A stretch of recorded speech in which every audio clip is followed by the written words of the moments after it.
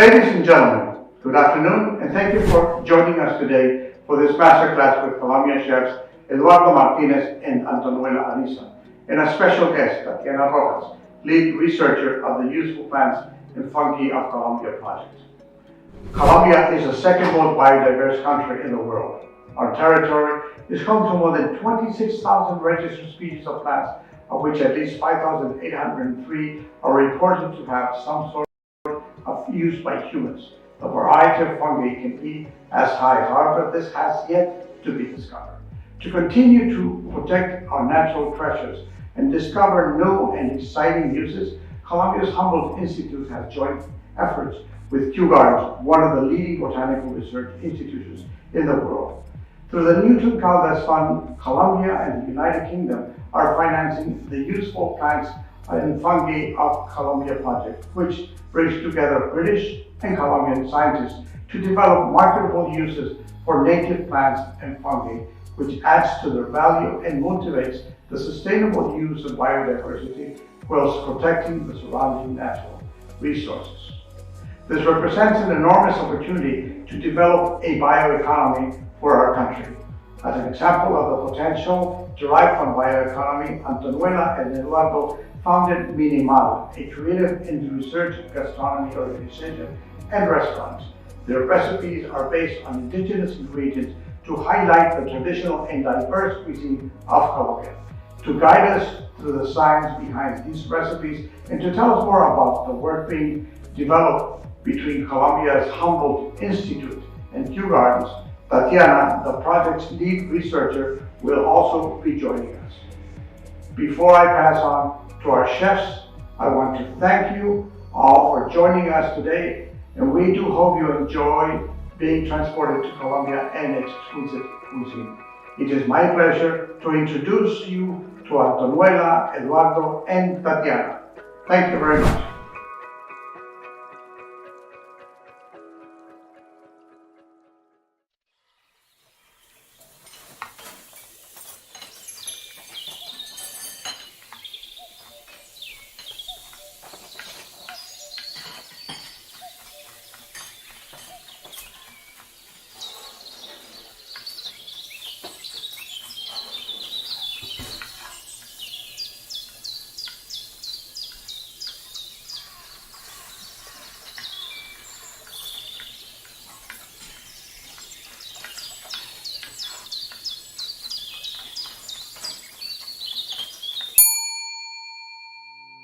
Hi everybody, my name is Tatiana Rojas.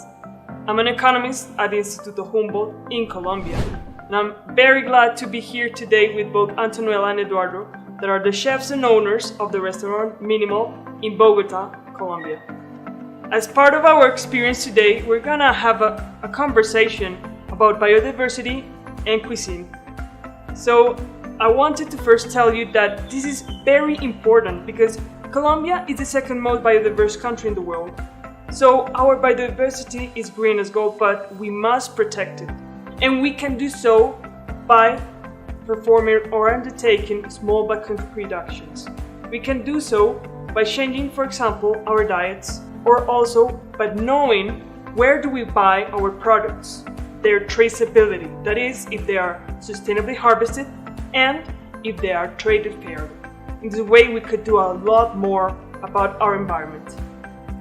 Right now, I wanted to tell you that the project I'm working on, that is called Useful Plants and Fungi of Colombia, precisely aims to understand the native plants and fungi of Colombia and how this knowledge can be socialized with Colombian population to further improve livelihoods, but also to enhance and encourage Colombia's bioeconomy through the sustainable use of biodiversity.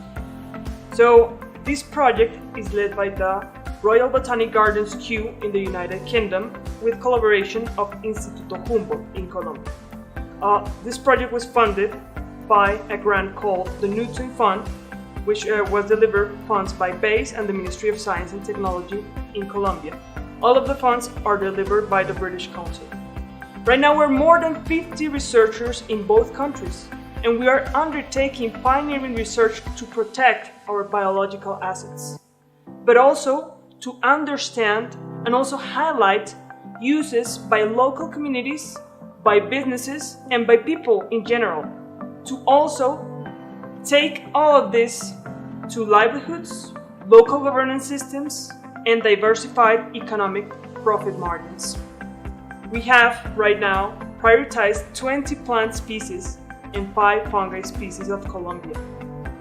These plants and these fungi are not only potential in this country, but also in the world. And today, with this conversation that we're gonna have with both Antonuela and Eduardo, we can use them in our day-to-day diets. So, with no more introductions, I'm very excited to be here today with both Antonuela and Eduardo in their kitchen as their guests. Let me handle the word to both Antonuela and Eduardo. I'm very excited to be part of their kitchen today. Thank you, Tatiana. Thank you very much for this invitation.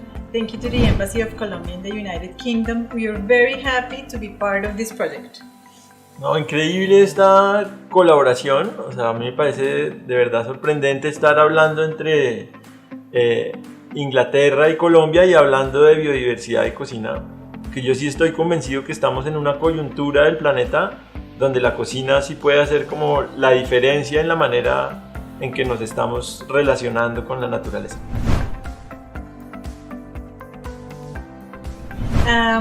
For today we have 3 recipes, and the first one is white fish and chontaduro ceviche. Ceviche is very important for summertime, for hot weather. It's great for those days at the beach or in a park, and it's very easy to make. It's like a family meal. Sí, pues nosotros escogimos la receta porque nos parecía que tiene que ver todo con el tema que estamos conversando, que es el uso que se le ha dado a la biodiversidad en un país tan biodiverso como Colombia. El chontaduro está ligado, por ejemplo, a muchos de los mitos de origen tanto de los pueblos indígenas del Pacífico como de la Amazonía. Y lo escogimos en esta receta especial que era ceviche de pescado con chontaduro, porque hay una historia muy linda en el Baupés y dicen que el chontaduro era del mundo de los peces, que el hombre se lo tuvo como que robar, el hombre papagayo le robó el chontaduro para traerlo al mundo de los hombres. Y en Amazonía es muy importante las temporadas de cosecha de los árboles con el sabor de los pescados. Los abuelos saben muy bien qué pescado hay que comer en qué época para saber cuál es el más delicioso.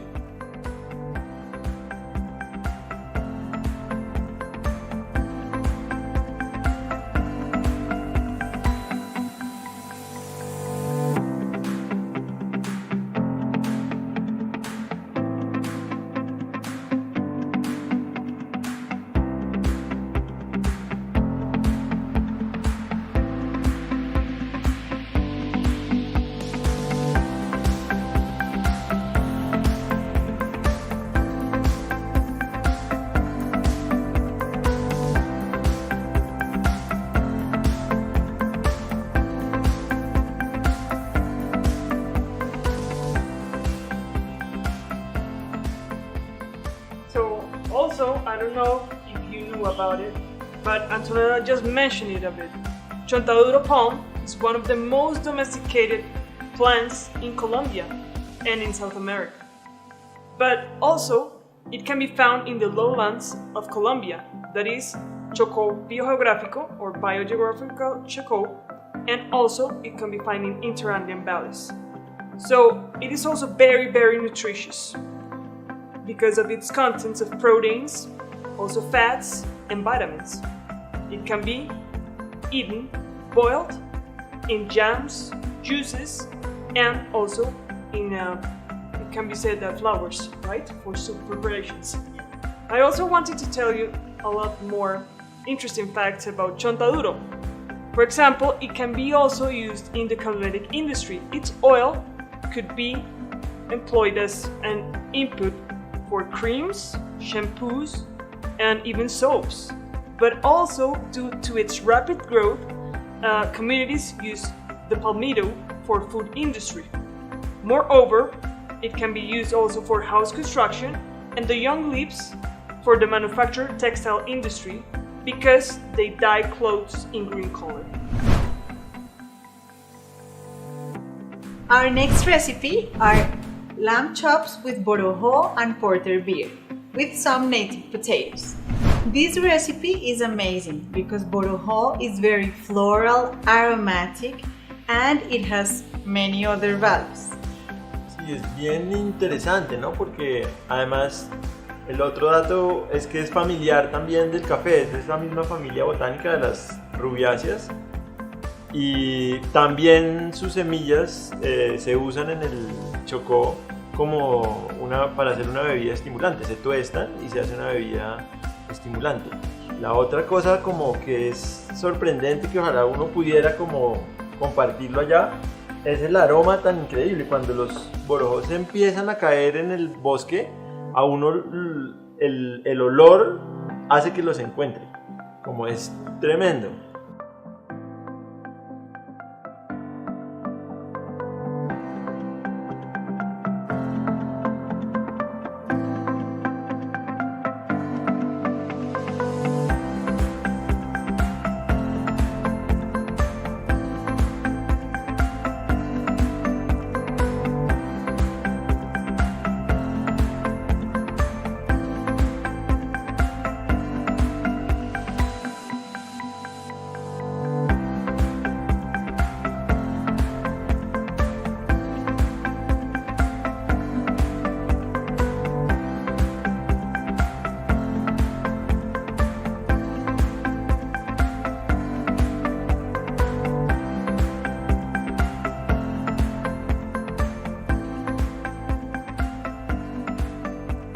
I don't know if our audience knew that borojo can be found in the lowlands of Colombia, that is below the 700 meters, basically very abundant in the Amazon basin, but most of all in Chocó Biográfico, right?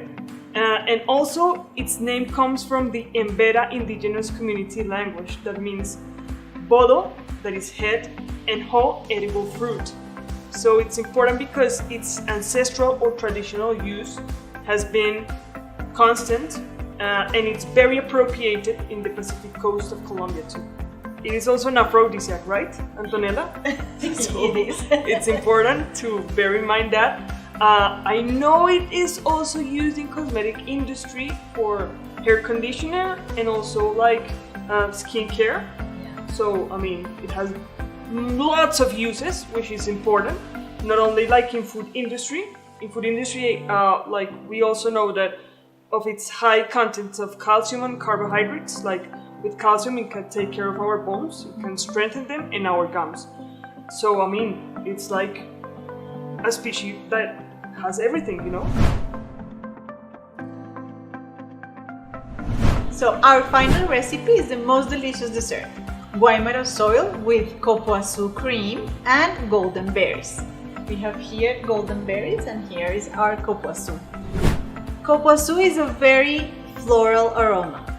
It has a lot of pulp. It's a family of the cacao and it grows in the Amazon. Golden berries are from the same family as the potatoes, as you saw, and they are very sour and sweet at the same time. Also, their color is amazing, like chontaduro orange, so they brighten up your plate. For Guaymaro soil, we use this Guaymaro flower. Guaymaro is a giant tree from the tropical dry forest in the Caribbean, and they roast the nuts, the fruits of the Guaymaro tree, and make this flour. It can be in the more roasted, like darker or like this. So it has to be like this so you can put it in the oven for this recipe. You just mix it with sugar and some butter and you have the soil. And then you put some cream on top mixed with the copoazu. And finally the golden berries and some petals or whatever you like. So it is important to bear in mind, as Antonella stated, that the tropical dry forest is one of the most endangered ecosystems in Colombia.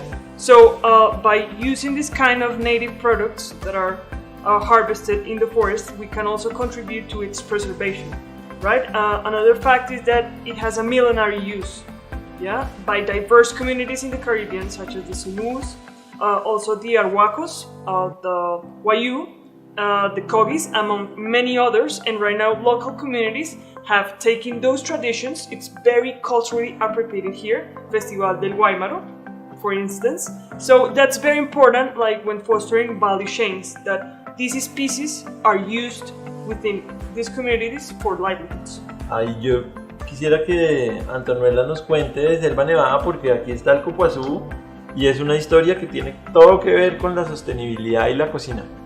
Selva Nevada is a project we started 14 years ago, and we started working with communities in the Amazon region because we saw that they were working in taking care of the forest.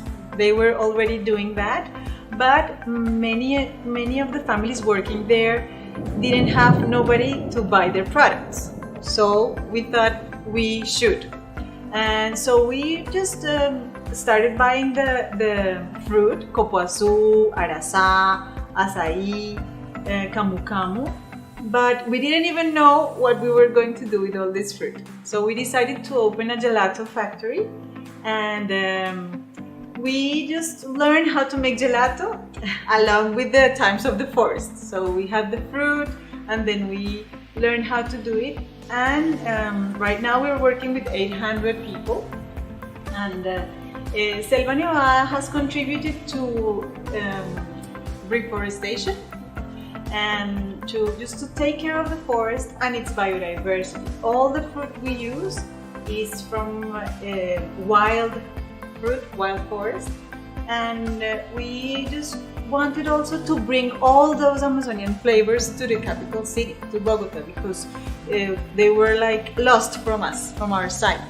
So we decided to do that, and it's like a way to show everyone, like ourselves, that biodiversity really is something that means a lot for us here to taste and to know our country, but also over there, so for their economy and their well-being. No, yo creo que finalmente uno lo que se da cuenta como en esta conversación es todo lo que está sucediendo en Colombia y ver que realmente sí se está construyendo una oportunidad con la biodiversidad y que eso sí es posible. Yo creo que, de nuevo, en esta coyuntura tenemos un desafío tremendo, por ejemplo, con las tasas de deforestación que se tienen sobre la Amazonía. Pues esto muestra que podemos ver la Amazonía con otros ojos y que realmente esto puede construir cadenas de valor que benefician a las comunidades locales, que permiten que el posicionamiento del país cambie, ¿sí? Como alrededor de valores como la biodiversidad. Y pues lo interesante es que aquí lo estamos viendo, que esto no es un cuento, ¿sí? No es un cuento de los biólogos ni de los ecólogos, sino que tiene que ver con la vida de hoy y la coyuntura real del planeta y la economía de hoy. Every choice you make about what you eat has an impact on biodiversity, on the forest, on Amazon, on the rivers, the water, everything. So you can really make a choice and use the biodiversity and be proud and protect and defend it. So, thank you very much for the Colombian Embassy in the United Kingdom for making this experience possible. We hope you enjoyed it and that we could open a window to taste Colombian flavors. Bueno, yo creo que esta conversación sirvió para mostrar cómo hoy como nunca lo que decidimos comer está relacionado con la conservación de la Amazonía, con la conservación del bosque, ¿sí? Y es muy interesante pensar que esa decisión que estamos tomando cada comensal y cada cocinero tiene que ver con la conservación del planeta. Hoy como nunca, comer es un acto poderoso. Chao. Chao. Gracias. ¿Me vas a hacer chontaduro? Estás antojado.